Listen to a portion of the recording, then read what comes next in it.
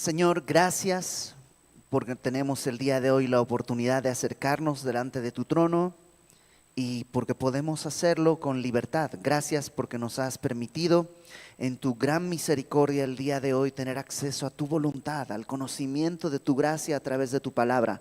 Ayúdanos a recibir tu consejo, a abrazar lo que tú tengas que decirnos y en fe ponerlo por obra. En el nombre de Jesús, amén. Hebreos capítulo 10 y ya estamos no en el final, pero cerca, acercándonos ya a la recta final de la carta. Hasta ahora lo que hemos estado viendo y lo hemos dicho cada semana es que el escritor de esta carta está animando, está exhortando a los que están recibiendo esta carta a permanecer en la fe que han recibido.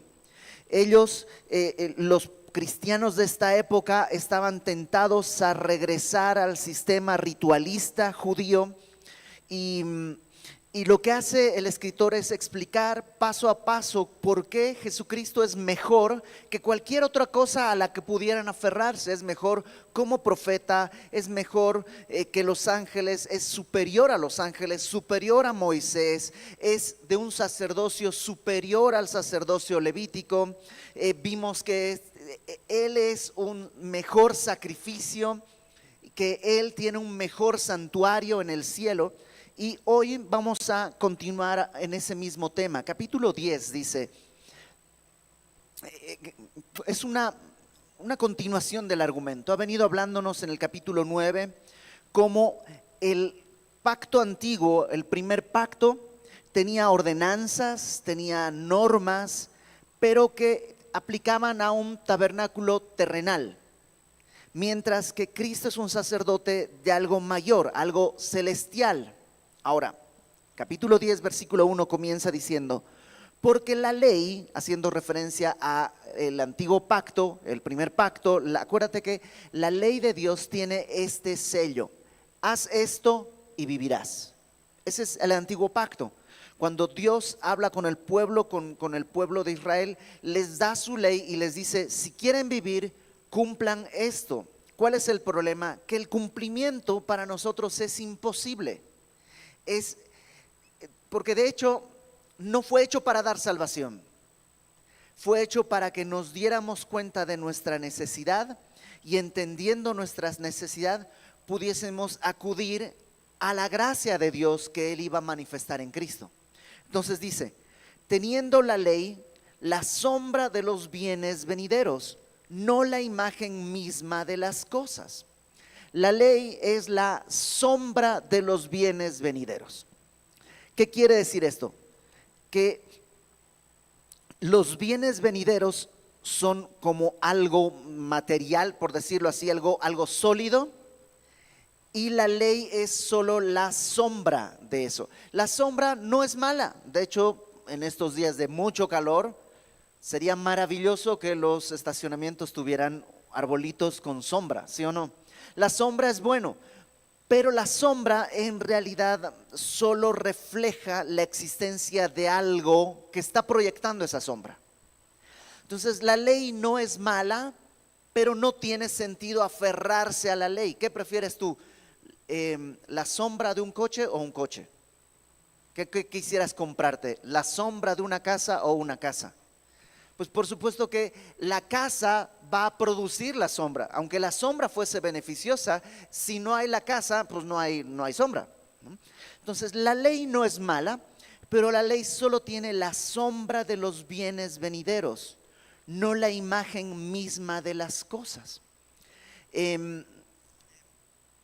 Y como solo tiene la sombra y no la imagen misma de las cosas, dice, nunca puede por los mismos sacrificios que os ofrecen continuamente cada año, hacer perfectos a los que se acercan. Acompáñame a Colosenses capítulo 2, por favor. Colosenses está un poquito atrás en tu Biblia, en el capítulo 2. Colosenses 2, versículo 16 y 17 dice, por tanto, nadie os juzgue en comida o en bebida o en cuanto a días de fiesta, luna nueva o días de reposo. Esos son los aspectos religiosos. Y Pablo dice que nadie te juzgue en cuanto no celebraste el Shabbat, no celebraste la fiesta de los tabernáculos, no celebraste esto. No, a ver, eso estaba bien porque eso prefiguraba la venida de Cristo. Pero habiendo venido Cristo, pues no tiene sentido aferrarte a eso, porque dice, verso 17, todo lo cual es sombra de lo que ha de venir, pero el cuerpo es de Cristo.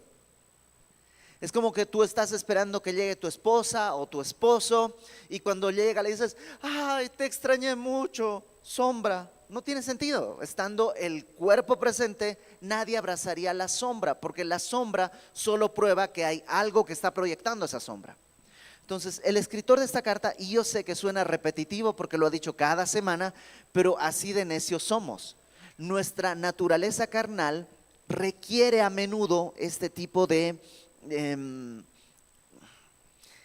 aspectos religiosos, porque nos hacen sentir seguros. Nosotros el día de hoy pensamos, sí, yo no soy religioso, pero si no leo mi Biblia me puede ir mal. Eso es religión. Ahora, ¿es malo leer tu Biblia? Por supuesto que no. Pero creer que leer mi Biblia me hace salvo es hacer vana la cruz de Cristo. Hoy no oré, me va a ir mal. Ok, ¿es malo orar? No. ¿Pero es necesario orar? Sí. Pero si dejo de orar, ¿no seré salvo? No, porque la salvación no es por orar. Pero nuestra mente requiere ese tipo de ataduras religiosas. Y el escritor de esta carta nos está diciendo, todas las cosas religiosas son solo la sombra, y como es una sombra, no puede por esos mismos sacrificios, por las cosas que se hacen cada año, hacer perfectos, hacer maduros, hacer completos a los que se acercan. Verso 2, de otra manera cesarían de ofrecerse. O sea, si eso funcionara, pues ya no tendrías que hacerlo más, porque ya estaría listo, ¿no? Pues los que tributan este culto, los que adoran de esta manera, limpios una vez, no tendrían ya más conciencia de pecado. La gente iba, presentaba su borrego, su sacrificio, y sí, de alguna manera lidiaba eso con el aspecto ritual, pero no podía limpiar su conciencia. Y por eso al próximo año tenía que volver a presentar otro sacrificio porque no se resolvía. Y por eso dice el verso 3, en estos sacrificios cada año se hace memoria de los pecados. ¿Sabes para qué se hacían estos sacrificios? No tanto para ser libre de pecado, sino para recordar que soy pecador. Es algo, ya lo he dicho antes, pero creo que es importante recordar. A menudo te vas a topar con gente que te dice, ay, ese Dios cristiano que le gusta beber sangre, que pide sacrificios de sangre y quiere sangre. No, a Dios no le gusta la sangre. Los sacrificios de sangre, estos que se hacían, no era para poder ser perdonado, sino para recordar mi necesidad de perdón.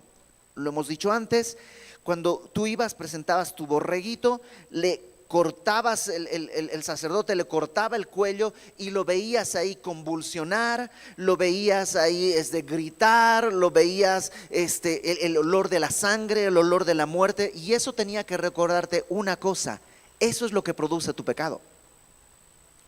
Un borrego inocente está sufriendo y muriendo por mi pecado. Mi pecado no es poca cosa. Eso produce el pecado. Entonces dice, con los sacrificios lo que se hace es memoria de los pecados, porque la sangre de toros y de machos cabríos no puede quitar los pecados. ¿Sabes por qué?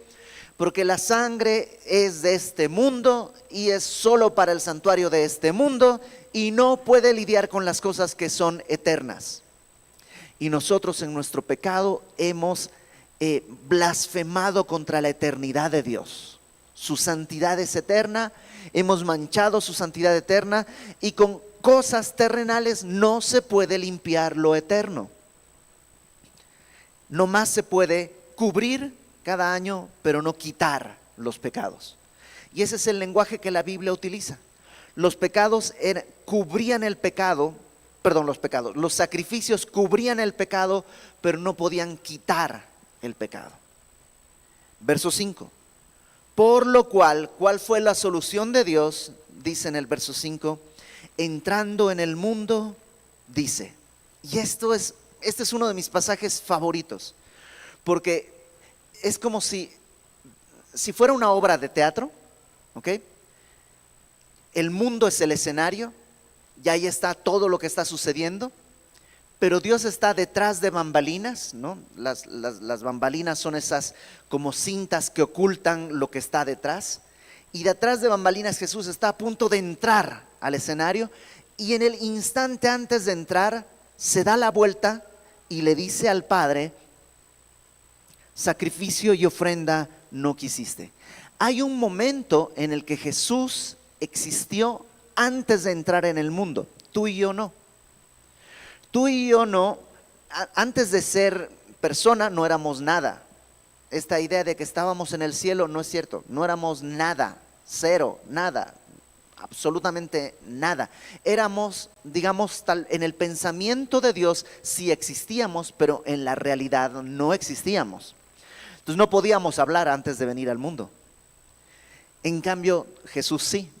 Él sí existía antes de su tiempo en la tierra, incluso antes de nacer, antes de que comenzara como un embrión, antes de la concepción, Cristo ya existía.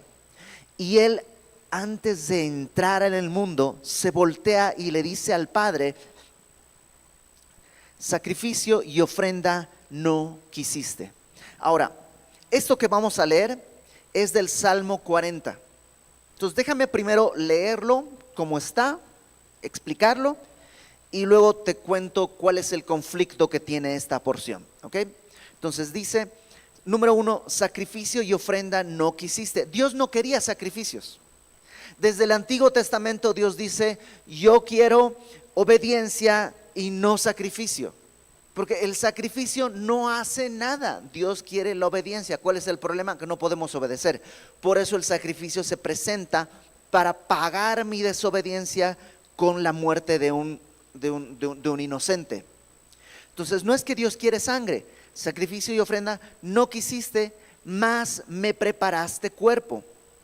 Holocaustos y expiaciones por el pecado no te agradaron. A Dios no toma sangre. En Salmo 50 Dios dice: si tuviera hambre no te lo diría a ti. Yo no como sacrificios. Mía es toda ave del cielo. Si yo tuviera necesidad no te lo diría a ti. No le agradan los holocaustos y las expiaciones. Entonces, ¿qué le agrada? Verso 7, Jesús dice: dije, he aquí que vengo, oh Dios, para hacer tu voluntad, como en el rollo del libro está escrito de mí. Lo que Jesús, antes de entrar en el mundo, está a punto de entrar en el mundo y le dice: tú no quisiste sacrificio, tú no quisiste ofrenda, esas cosas no te agradan, lo que tú quieres es obediencia, y por eso voy a venir para hacer tu voluntad, tal cual está escrito en el rollo, tal cual está profetizado. Estaba escrito, o sea, la idea de que Cristo venga a pagar por nuestros pecados no fue una idea que se le ocurrió. Pecó el hombre, ¿qué hacemos? A ver, junta, Gabriel llama a los ángeles. A ver, lluvia de ideas, ¿qué se les ocurre? ¿Qué se les ocurre? No fue así. Dice la palabra que el Cordero fue inmolado antes de la fundación del mundo. Antes de que el mundo existiera, Dios sabía lo que iba a hacer el hombre, y lo que Dios estaba planeando es cómo nos iba a redimir. Estaba escrito desde Génesis, cuando Dios le pregunta al hombre: ¿dónde estás? Y él dice: pues estoy desnudo, me escondí, me dio vergüenza. Dios le pregunta: ¿comiste lo que te pedí que no comieras? Es que la mujer que tú me diste me dio y yo comí. Entonces habla con la mujer: ¿comiste del fruto? Dice: no, pues es que la serpiente, o sea, nunca es culpa de nosotros, siempre es culpa de alguien. La serpiente me engañó y yo comí.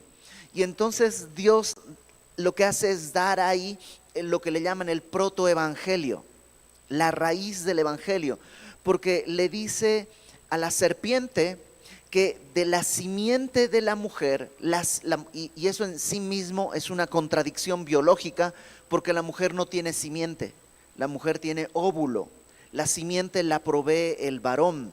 Entonces, cuando dice la simiente de la mujer, cualquier biólogo hubiera dicho, no señor, estás equivocado, la mujer no puede tener simiente porque no, biológicamente no puede. Pero Dios está ahí anunciando el nacimiento especial de Cristo, que vendría sin la participación masculina, porque es el nacimiento especial para que no cargue con el pecado. Entonces dice, desde ahí la simiente de la mujer va a aplastar la cabeza de la serpiente. Aunque tú le vas a morder el calcañar, tú vas a herir a Cristo, va a morir, pero Él te va a aplastar. Desde ahí ya estaba el plan. Por eso dice, vengo para hacer tu voluntad. ¿Cuál era la voluntad de Dios? La voluntad de Dios, acompáñame por favor a Juan capítulo 6. Juan, el Evangelio de Juan,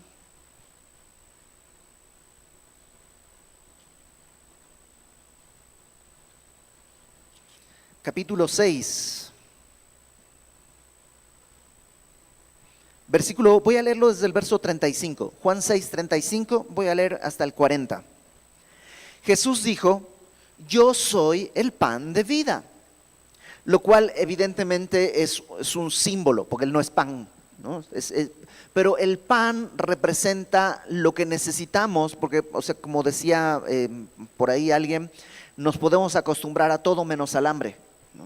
O sea, la necesidad de comer es fundamental en el ser humano. Y dice, yo soy el pan de vida.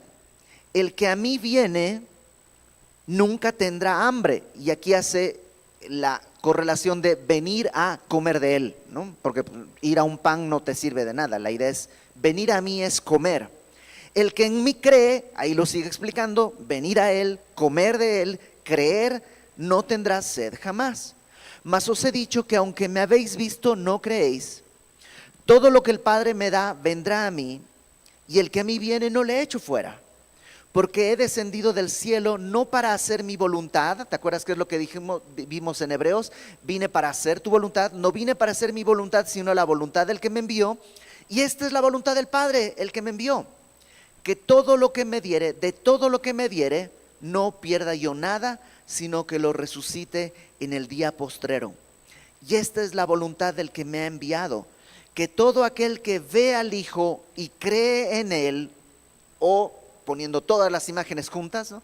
Todo aquel que ve al Hijo, cree en Él, viene a Él, coma de Él, todo eso, tenga vida eterna, y yo le resucitaré en el día postrero. Esa es la voluntad, a eso vino. Básicamente vino a pagar por nuestros pecados para que podamos creer en Él, venir a Él, comer de Él, estar con Él y entonces tener vida eterna. Regrésate a Hebreos, por favor. Entonces voy a volver a leerlo. Verso 5. Entrando en el mundo dice, sacrificio y ofrenda no quisiste. Jesús está hablando al Padre. Tú no quieres esto, pero me preparaste cuerpo. Holocaustos y expiaciones por el pecado no te agradaron. Entonces dije, he aquí vengo, oh Dios, para hacer tu voluntad, como en el rollo del libro está escrito de mí. ¿Ok? Eso es lo que dice en Hebreos capítulo 10. ¿Dónde está el conflicto? Esta es una cita del Salmo 40, versículos 6 al 8. Salmo 40, 6 al 8. Y lo vamos a poner aquí en la pantalla y por favor vamos a dejar ahí la cita del Salmo 40. Y dice Salmo 40, versículo 6. Sacrificio y ofrenda no te agrada. Ahí vamos bien. Has abierto mis oídos. ¿Ah? ¿Cómo llegamos de has abierto mis oídos a me has preparado cuerpo? El resto sí está más o menos. Holocausto y expiación no has demandado. Versículo 7. Entonces dije, aquí vengo, en el rollo del libro está escrito de mí. Tampoco está para hacer tu voluntad.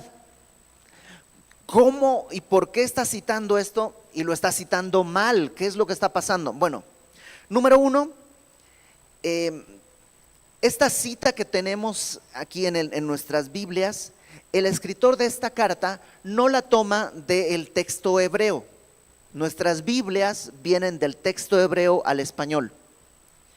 El escritor de esta carta está tomando esta cita de una versión que se llama la Septuaginta, que es la traducción del hebreo al griego. Unos 300 años antes de Cristo se comenzó a traducir la Biblia del hebreo al griego, porque después de Alejandro Magno todo el mundo habla griego. Entonces se tradujo y se llama Septuaginta porque la leyenda dice que fueron alrededor de 70 sabios judíos que tradujeron del hebreo al griego, y que por un milagro todas las versiones eran iguales. Entonces, lo cual evidentemente no tenemos forma de comprobarlo, pero se supone que ese es el milagro, que todos tradujeron exactamente igual, y esa es la versión, la Septuaginta. En la Septuaginta sí dice lo que tenemos aquí en nuestras Biblias, pero eso nos desata un problema. ¿Cómo pasamos de has perforado mis oídos? Ay, ¿qué pasó? En el versículo 6. ¿Cómo pasamos de has abierto mis oídos a me has preparado cuerpo? Te advierto, yo no he encontrado ninguna explicación 100% satisfactoria. ¿Ok? Te voy a contar las explicaciones que yo he logrado encontrar, las que creo que son más probables, pero yo no he encontrado ninguna explicación 100% satisfactoria. La primera es que, dicen algunos, pudo haber un error al pasar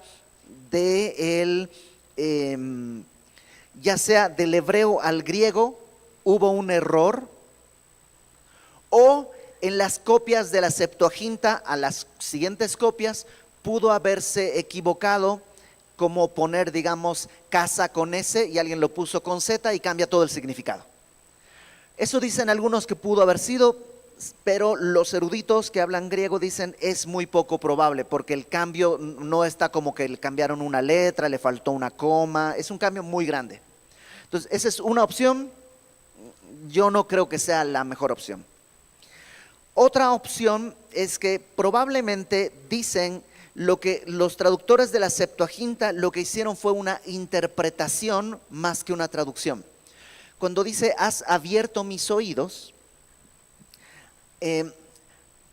puede que los traductores hayan entendido una costumbre que está en la ley y que se hacía. Cuando tú tenías una deuda, podías venderte como esclavo a tu deudor, a tu acreedor, ¿no? Entonces le debo mucho dinero a un hermano, le digo, oye, no tengo para pagarte, pero ¿sabes qué? Tómame como esclavo. Entonces voy a ser tu esclavo por un tiempo determinado, pero al llegar el año del jubileo, al llegar el año de la libertad, tenía que yo salir libre. Pero ¿qué tal que no me convenía? Porque si yo siendo esclavo tuyo, ¿qué tal que tú me dabas casa, comida, trabajo, provisión? Y yo vivía mejor siendo tu esclavo que siendo libre. A lo mejor podía ser, había esas condiciones, porque además no me maltratabas, sino me tratabas pues como a un empleado el día de hoy, no como un esclavo, como un objeto. Entonces lo que yo podía hacer es decir, quiero seguir siendo tu esclavo, pero ya no por deuda, sino por amor, porque la verdad me conviene ser tu esclavo. Y lo que se hacía, y esto está en Éxodo 21, léelo en tu casa, se iba a las puertas de la ciudad y se perforaba, se le ponía una especie de arete en el oído, se le perforaba la oreja como un clavo, digamos, se le perforaba, y entonces tenías como un arete que marcaba que eras ahora un siervo, pero no por deuda, sino por amor. Entonces muchos dicen, cuando dice en el versículo 6 que has abierto mis oídos, piensan que hace referencia a este acto de me estoy entregando a ti como esclavo, como siervo por amor. Te digo, todo esto es una interpretación más que una traducción. Entonces muchos piensan que eso es así porque en el en Isaías 50 se habla de eso. Te leo Isaías 50. Isaías capítulo 50 dice en el versículo 4: Jehová, y está hablando el Mesías, Jehová me dio lengua de sabios para hablar palabras al cansado, despertará mañana tras mañana, despertará mi oído para que oiga como los sabios. Jehová el Señor me abrió el oído, haciendo referencia a esto, como me entregué como esclavo por amor, Cristo se hizo siervo por amor, y yo no fui rebelde ni me volví atrás. Di mi cuerpo a los heridores y mis mejillas a los que mesaban la barba. Mesar es como jalar, ¿no? No escondí mi rostro de injurias y esputos, o sea, me insultaron, me escupieron. Y entonces dicen algunos que lo que hicieron los traductores de la Septuaginta es tomar esta idea de me abriste los oídos y lo tradujeron a me diste un cuerpo para obedecerte. Yo tampoco estoy muy convencido, ya vi sus caras y como que yo tampoco, solo te estoy diciendo lo que algunos eruditos han logrado entender. Podría ser. Y hay una tercera alternativa que creo yo que es de todas estas, es la que tal vez a mí me da más certeza. No certeza, pero más certeza. Y es que la palabra abierto, cuando dice has abierto mis oídos, literalmente es cavar. Como cuando una piedra, una roca, empiezas a cavar para esculpir una forma. Entonces, piensan algunos que lo que sucedió es que está diciendo como has cavado mi oído como una forma de que, como no sé, Miguel Ángel esculpía en piedra y de una piedra sacaba ahí un ángel, el Miguel Ángel o una cosa así, como una cosa, un hombre, y que lo que dicen es has cavado mi oído como un símbolo de me has formado un cuerpo entero, ¿no? Como que has esculpido un cuerpo entero. Podría ser el oído como un símbolo que representa todo el cuerpo y que por eso dice me preparaste cuerpo, porque de esa manera puedo venir y presentarme como obediente a ti para hacer tu voluntad. Podría ser, pero la verdad yo creo que no hemos llegado como creyentes, como iglesia, no hemos llegado a una explicación 100% satisfactoria. Probablemente dentro de unos años, dentro de unos meses, dentro de unos siglos, alguien encontrará una explicación. Mientras tanto, creo que es uno de esos pasajes en los que lo más honesto es decir, no entiendo bien, no logro entender bien cómo se hace ese paso, porque además ni siquiera lo está haciendo la iglesia, se hizo del texto griego a la Septuaginta, es donde está este brinco en el significado. El escritor de esta carta está siendo fiel, la Septuaginta dice esto, solamente que no entendemos cómo llegamos acá. Y pues entonces, como decía Humberto Eco, celebremos el misterio. Y en algún momento Dios tal vez nos permitirá entenderlo con claridad. Ahora, una cosa también es cierta, este pedacito no muestra una verdad única. Esta idea la tenemos en muchísimos textos. En Juan capítulo 1 está lleno de referencias que la luz verdadera vino a nosotros, vimos su gloria, se hizo carne entre nosotros. Juan dice, lo tocamos. O sea, si este texto fuera el único, tendríamos un problema doctrinal. Pero en realidad este texto es solo un eco de muchas partes de la Biblia que dicen que Dios se hizo hombre, tomó un cuerpo para poder cumplir la voluntad de Dios. ¿Sí estamos? Entonces, ¿cuál es el propósito del escritor de esta carta? Nos está diciendo que los sacrificios que se presentan no pueden quitar los pecados, por tanto, Dios le prepara un cuerpo a Jesús para que Jesús pueda hacer lo que Él quiere, que es vivir en obediencia, cosa que tú y yo no podemos, y así en obediencia presentarse como sacrificio, como en el rollo estaba ya escrito y profetizado. Y ahora nos lo va a explicar un poquito, versículo 8. Diciendo primero, sacrificio y ofrenda, está haciendo como un comentario de esto que acaba de poner. Diciendo primero, sacrificio y ofrenda y holocaustos y expiaciones por el pecado no quisiste ni te agradaron. Y nos dice, estas cosas se ofrecen según la ley. Y luego dice, he aquí vengo, oh Dios, para hacer tu voluntad. Quítalo primero, sacrificios y ofrendas, para establecer esto último, la obediencia a su voluntad. En esa voluntad somos santificados mediante la ofrenda del cuerpo de Jesucristo hecha una vez para siempre. O sea, ¿necesitamos seguir presentando sacrificios? Dice, no. ¿Por qué? Porque ya quitó eso. ¿Por qué lo quitó? Porque con su cuerpo, con una sola vez, trajo lo suficiente para nosotros. Su cuerpo puesto una sola vez, habiendo hecho la voluntad de Dios, quita lo primero, establece eso último, y en esa obediencia dice, somos santificados. Santificado quiere decir separado, apartado, hecho a un lado. Y qué curioso, no somos santificados en fuerza de voluntad, porque todos lo hemos intentado. A partir de mañana no me voy a enojar, te prometo que no me voy a enojar. Y cuando te enojas el doble porque te enojaste y porque te enojas por enojarte. No, a partir de mañana no voy, y la fuerza de voluntad nos alcanza un par de días, tal vez, porque la fuerza de voluntad no nos santifica. A partir de mañana voy a dar mis diezmos, es más, voy a dar 20 diezmos, no diezmos, 20 diezmos o 30 diezmos, lo que sea. No vas a poder, no importa cuánto des, no somos santificados en dar, no somos santificados en esforzar, no somos santificados más que en una cosa, en la voluntad de Dios, en que Cristo vino a hacer la voluntad, en eso somos santificados. Ahora, verso 11, ciertamente todo sacerdote está día tras día ministrando y ofreciendo muchas veces los mismos sacrificios.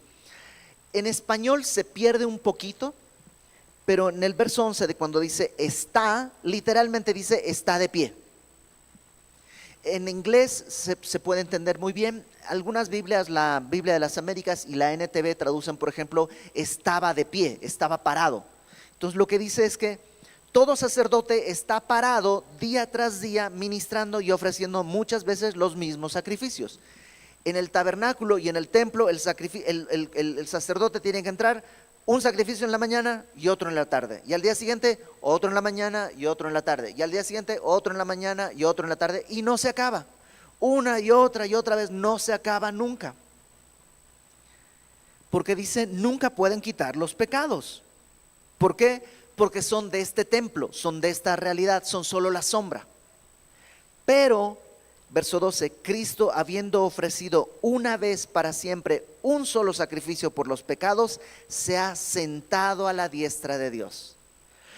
En el tabernáculo y en el templo no había donde sentarse porque nunca se acaba.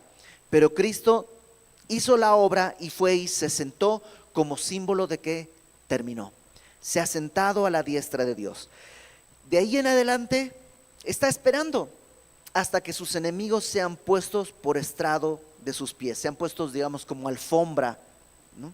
Aquellos que se oponen a Cristo un día van a estar en el piso delante del Señor. ¿Y qué está haciendo el Señor? Nada, porque con una sola ofrenda hizo perfectos para siempre a los santificados. Y eso es bueno. No importa cuánto tú vuelvas a pecar, con un sacrificio Dios hizo perfectos a los santificados para siempre. Oye, Iber, pero eso no me da como permiso de pecar. Sí. Oye, pero eso entonces no me va más bien a decir, pues entonces sigo pecando. Total, si ya está pagado para siempre, ¿cuál es la diferencia? ¿Voy a seguir pecando? Bueno, si eso piensas, en realidad entonces no has entendido. En realidad no eres santificado. En realidad no has creído. En realidad no te has dado cuenta lo que costó eso. ¿Te acuerdas que te dije por qué eran necesarios los sacrificios? Porque necesitábamos entender que mi pecado es así de cruento, así de terrible.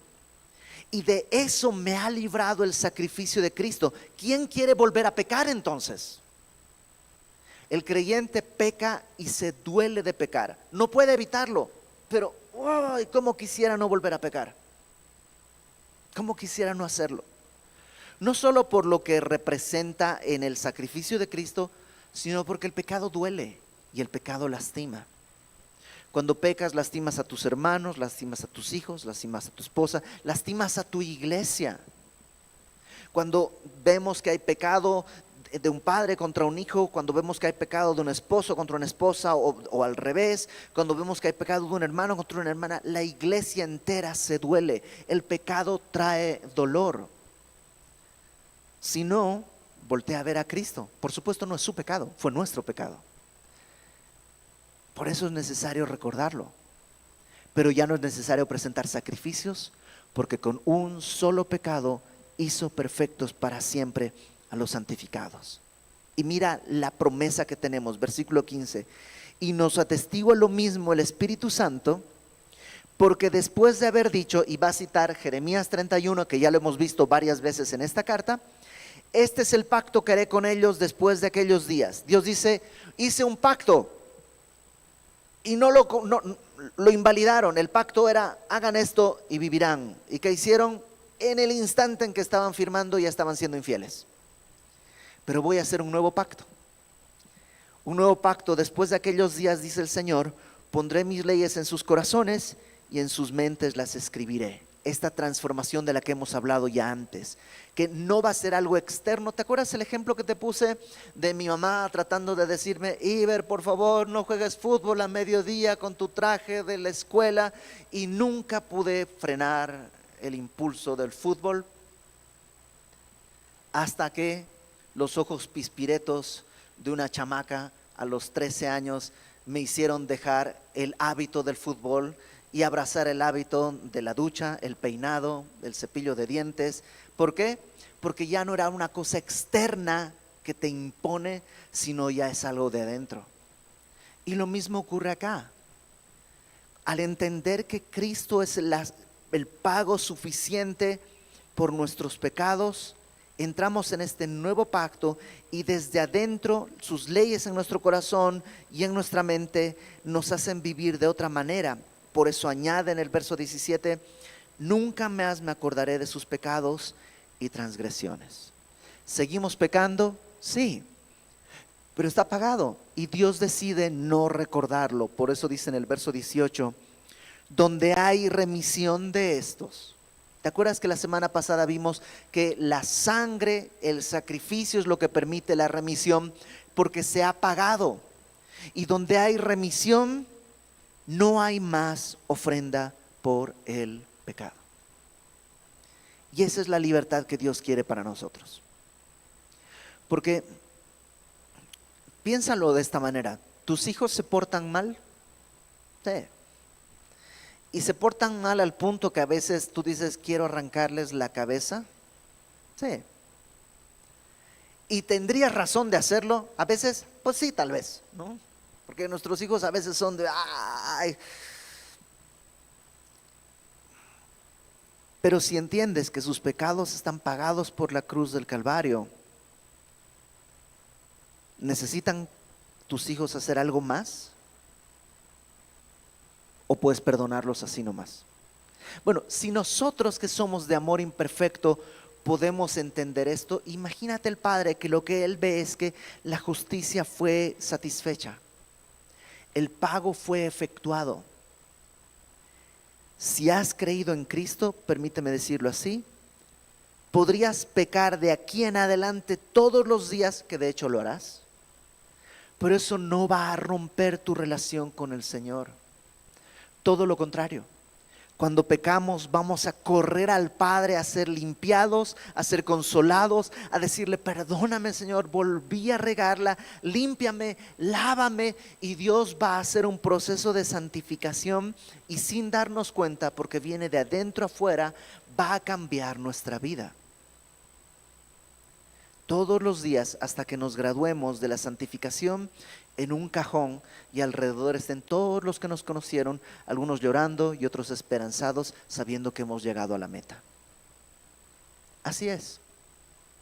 Pero por el contrario, si tú no le has entregado tu vida a Cristo, el dolor del pecado, el dolor que produce el pecado aquí, es lo más leve que vas a vivir. Porque por la eternidad vendrá el juicio eterno, que es la separación de Dios. Entonces, ¿qué tienes que hacer? Simplemente venir delante del Señor. No abrazarte a la sombra, a la religión, sino abrazarte al cuerpo, a los bienes venideros. Dice, ¿te acuerdas? El cuerpo es de Cristo. Y Él está esperando para que corramos a Él y le digamos, Señor, no puedo. Y Él te dirá, yo sé. Por eso pagué por tus pecados con mi sacrificio, para que puedas tener libertad. Porque donde hay remisión, ya no hay más ofrenda por el pecado. Así que vamos a orar. Pero quisiera pedirte que mientras oramos, si hay algún acto religioso del cual tú estás queriendo depender. Es que yo siempre voy a la iglesia. Si eso piensas que es la forma en la que Dios te sostiene, estás agarrándote de algo muy frágil. ¿Te estoy diciendo que dejes de venir a la iglesia? No, ven a la iglesia, pero no confíes en eso. Es que yo leo mi Biblia todos los días. Eso no te va a salvar. Conozco muchas personas que leyendo su Biblia se han apartado. Es que yo oro todos los días. Nada de eso puede salvarnos, solo el sacrificio de Cristo. Entonces vamos a orar y vamos a pedirle al Señor que nos permita seguir haciendo estas cosas, pero no abrazarnos de la sombra, sino del cuerpo. ¿Es difícil? No solo es difícil, es imposible. Pero lo que es imposible para los hombres, es posible para Dios. Señor, gracias, porque tú viniste por nosotros, tú decidiste entrar al mundo para hacer la voluntad del Padre, y en esa voluntad ahora tú quieres santificarnos, Señor. Perdónanos si hemos buscado la santificación en nuestra religión, en nuestros esfuerzos, en nuestro orgullo, en nuestros logros, en nuestros méritos, en nuestra gran fuerza de voluntad. Perdónanos, Señor, si hemos tomado en poco tu sacrificio de esa manera. Y ayúdanos el día de hoy a regresar a ti, no a una religión, no a abrazarnos de la sombra teniéndote a ti enfrente. Ayúdanos, Señor, a entender la magnitud de nuestro pecado, que fue tan grande que tú con tu sangre tuviste que venir a pagar. Pero ayúdanos a entender también la libertad que hay, porque tú nos has redimido de nuestros pecados con tu sangre, y hay libertad para nosotros. Ayúdanos a tener la libertad de adorarte y de vivir para ti todos los días, mientras esperamos el momento glorioso en que nos llames a tu presencia o vengas por nosotros. En el nombre de Jesús, amén.